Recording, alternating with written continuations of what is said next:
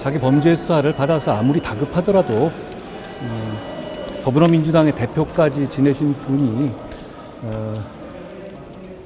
기성 언론이나 야당에서조차 거들떠도 안 보는 저질 허위 괴담에 직접 가담하는 것을 저는 참 안타깝게 생각합니다. 송영길 대표 참 안타깝습니다.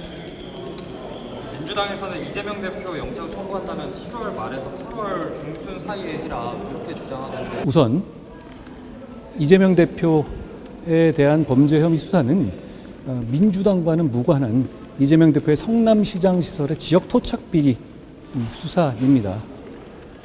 그런데 상관없는 민주당이 갑자기 나서서 언제까지 영장 청구해라 라고 말하는 게 저는 굉장히 희한해 보이는데요. 그리고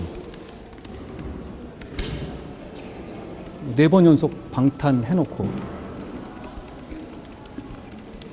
그 다음에 앞으로는 방탄 안 하겠다라고 말해놓고 지금은 앞으로 방탄 안 하겠다고 말한 게 사실은 시한부 조건부였다 이런 말씀 하시는 거잖아요.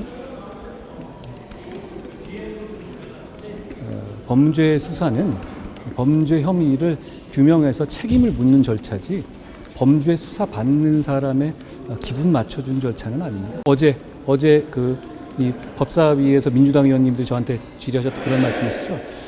저는 우선 민주당이 동성 혼인의 법제화를 추진하려는 입장이라면 그걸 정정당당하게 주장하고 국민들의 동의를 구해야 한다고 생각합니다. 어제 저하고 질의 있었던 것처럼 그 법안을 두고 그거는 마치 뭐 동성혼이 아니라 1인 가구에 대한 것인 양 핵심을 피해같이 얘기하는 것은 국민을 속이는 면이 있다고 생각합니다. 저는 그 동성혼 법제화라는 문제는 정치인들이 국민을 이래야 한다라고 가르칠 문제는 아니라고 생각하고요.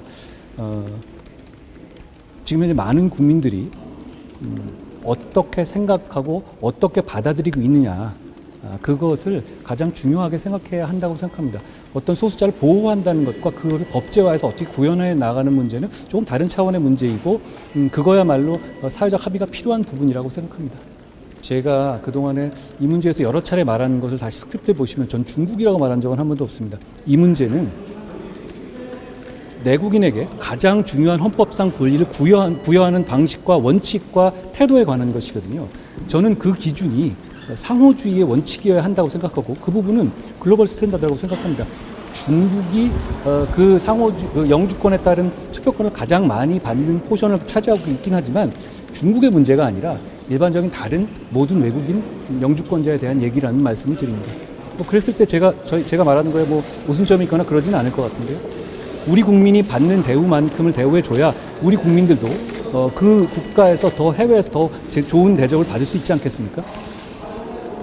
그리고 지금 얘기하고 있는 어떤 선거 제도라든가 이런 걸 다른 나라 제도하고 비교해 보세요.